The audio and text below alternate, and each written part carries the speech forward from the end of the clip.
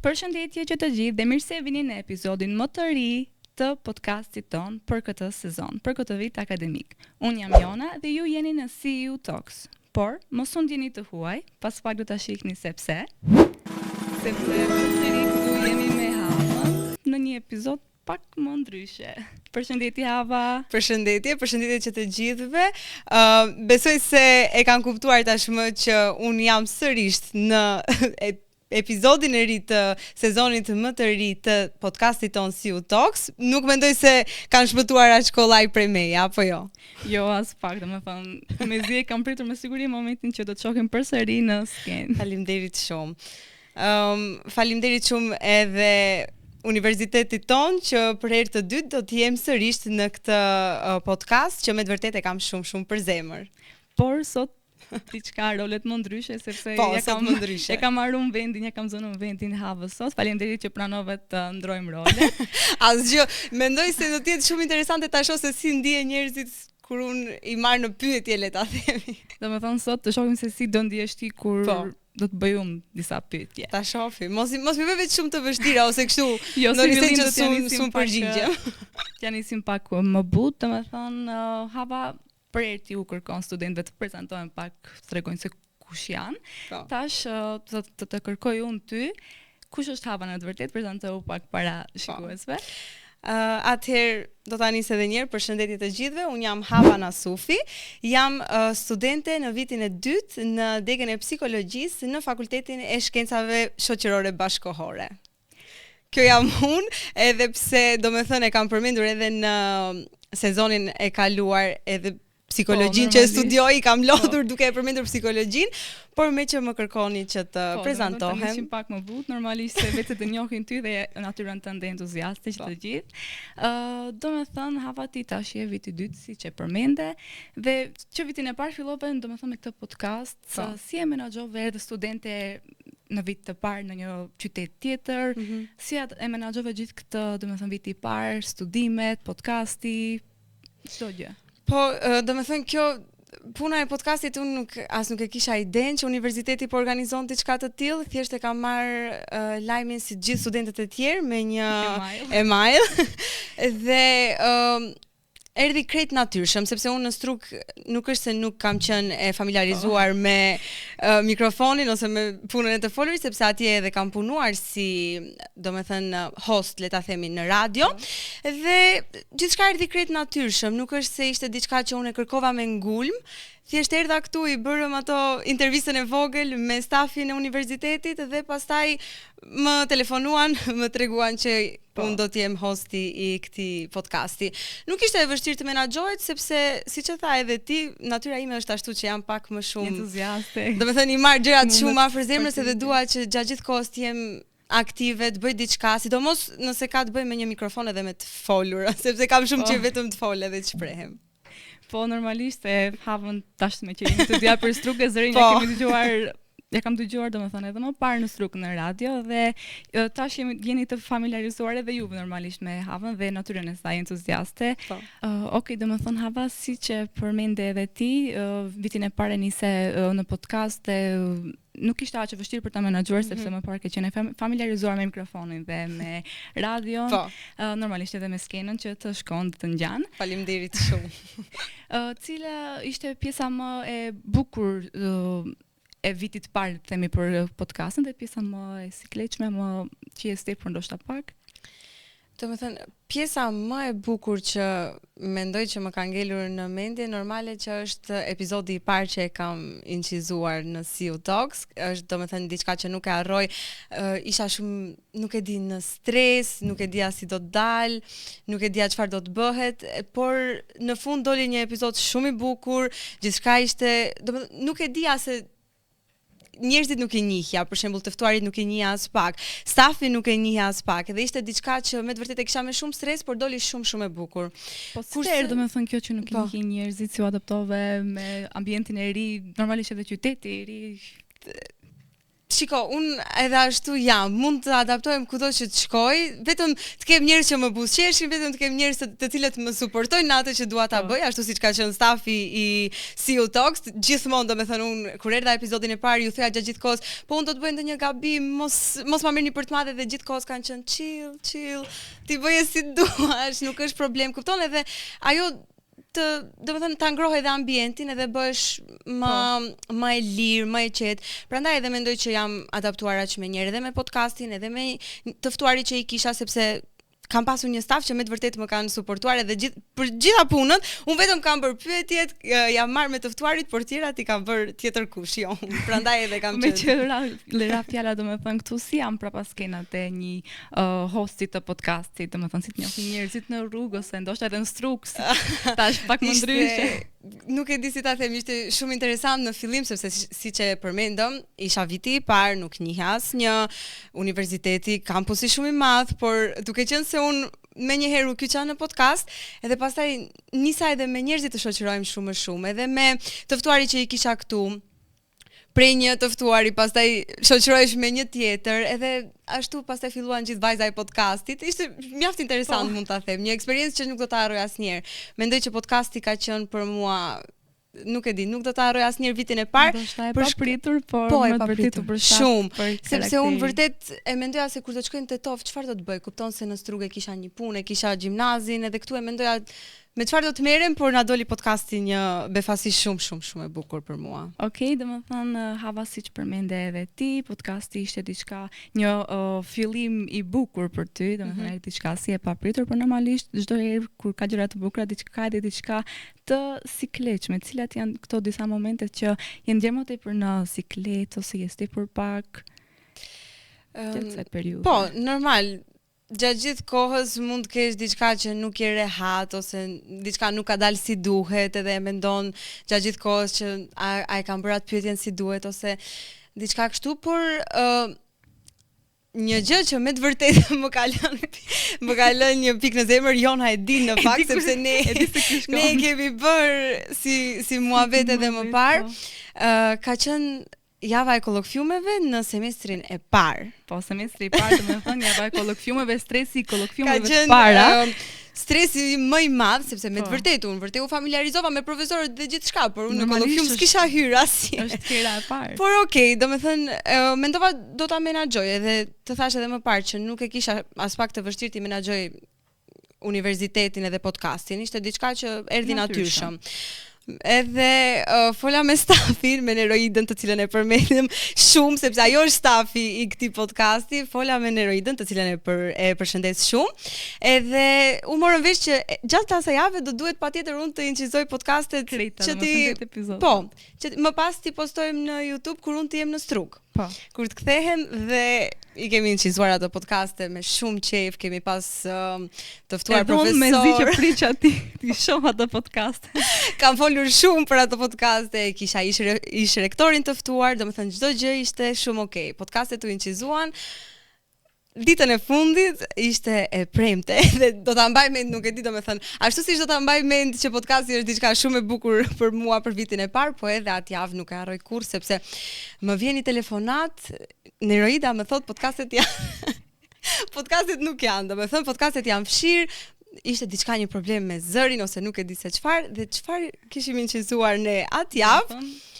Nuk ishte më, ishte fshir.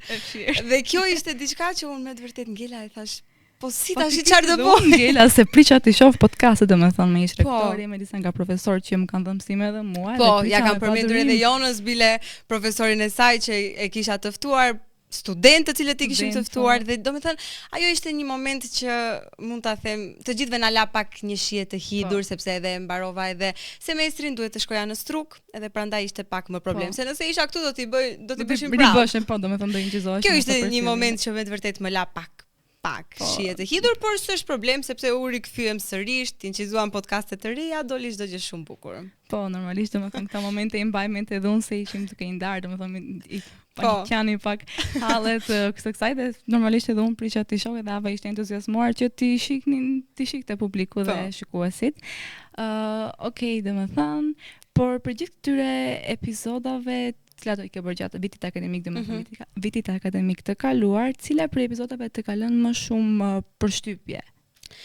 Të gjitha epizodat të cilat ne i kemi incizuar vitin e parë, kanë qenë shumë të bukura. Çdo herë jemi munduar, sepse edhe qëllimi i podcastit është që sa më afër të jetë me studentët, sa më shumë të informoj studentët ose të flasim tema të cilat studentët i kanë shumë afër zemrës, jetën studentore ose diçka me profesorët, të bëjmë ndonjë temë dhe mendoj që të gjitha podcastet kanë qenë të bukura dhe shumë të veçanta me temat e tyre. Nuk besoj që mund të ndaj një podcast që e kam dashur më shumë se podcastet e tjera, sepse të gjithë që i kemi pasur këtu të ftuar kanë qenë, nuk e di, janë shprehur shumë mirë, temat e caktuara i kemi folur ashtu siç duhet, edhe mendoj që kushdo që i ka parë podcastet e ka parë që e ka parë që ne jemi munduar që sa më shumë të afrohemi me studentët edhe tu tregojmë që se unë jam studente, ti je studente, edhe profesorët i kuptojnë studentët, ne e kuptojmë njëri tjetrin, edhe mendoj që çdo podcast e ka të veçantinë e vet, edhe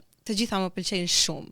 Kanë dalë shumë të bukura, vërtet, nuk e prisja. Vërtet kanë dalë ekstrem të bukura, domethënë, dhe unë që kam parë, domethënë gjitha i pëlqej gjitha. Nuk mund ta dalloj ndonjërin më mirë se tjetra. Pra Hava, normalisht nisë si viti i parë të podcast, dhe tani ke nisë një vit të ri akademik, çfarë do ishte një këshill të themi që mund t'ja japësh vetes tënde në vitin e parë kur nise studimet, kur nise këtë podcast? Një këshill që vërtet do t'ja jepja vetes time dhe që e kam peng në zemër, unë nuk e di, ndoshta në podcastet që i kemi nxjerrë ose nuk i kemi nxjerrë, nuk e di ku e kam përmend, që nuk doja shumë që të vinte Tetov. Edhe këshilla për Havën e vitit parë, sepse unë kur erdha kisha pritshmëri aq, domethënë, të ulta për universitetin, për Tetovën, për njerëzit, nuk e di si ta them, domethënë prisja shumë keq. Jeta studentore është e frikshme. Jeta studentore por edhe kisha si një frikë, si një trysni të vi këtu. Dhe këshilla që unë vërtet do t'ja jepja vetes tim është që mere më qetë, edhe mos paragjyko shumë. Tash i kam lënë paragjykimet, tash nuk paragjykoj as njerëzit, as qytetet, as vendet, dhe mos i dëgjoj njerëzit se çfarë të thonë kur thonë për shembull që universiteti nuk është aq i mirë, që Tetova nuk është aq e mirë, që me studentët nuk do të kalosh mirë, sepse un jam me të vërtet këtu shembulli konkret që mund t'u tregoj të gjithëve që universiteti jonë është një universitet fantastik, edhe nuk e them shembulli i dytë se Bile jonën e kemi këtu që është viti i 4 këtë vit akademik, dhe edhe ti mund të tregojsh më shumë për këtë eksperiencë që domethënë ne në Strugë kemi, se nuk e di për qytetet e tjera, po që nuk është se e lavdërojnë shumë, por unë jam munduar me të vërtet që sa më shumë ta lavdëroj universitetin edhe Tetovën, sepse është universiteti njërë nuk kam koment. Është me të vërtet universiteti më i mirë në Maqedoninë e Veriut, edhe e them pa pikë frike. Dhe kjo do të ishte një këshill që unë vërtet do t'ja jepja vetes time, që mos paragjyko. Shikoj njëherë gjërat, domethënë sa më shumë mundohu që të jesh më e qetë, ma me këmbë në tokë, ma chill, edhe do ta shohësh që gjithçka do të kalojë si duhet, sepse me të vërtetë kam kaluar një vit shumë fantastik, edhe me profesorët, edhe në podcast, edhe me shoqërinë që e kam krijuar këtu, çdo gjë ka qenë, domethënë ka dalë jashtë parashikimeve çdo gjë, edhe më vjen pak inat pse isha me aq frikë ditën e parë kur kam ardhur, kam qenë nuk e di.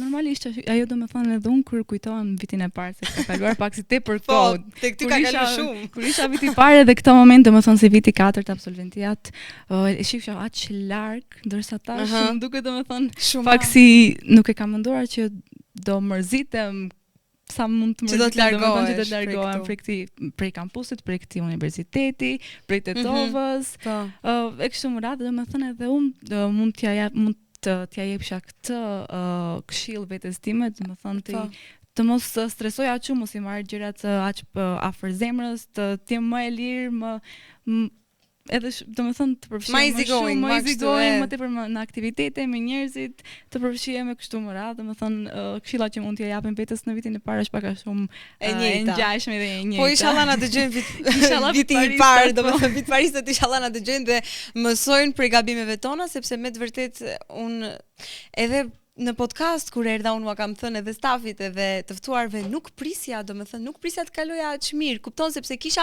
mendim komplet tjetër, e kisha një mendim shumë negativ, por shqyr Zotit më ka dalë shumë mirë çdo gjë.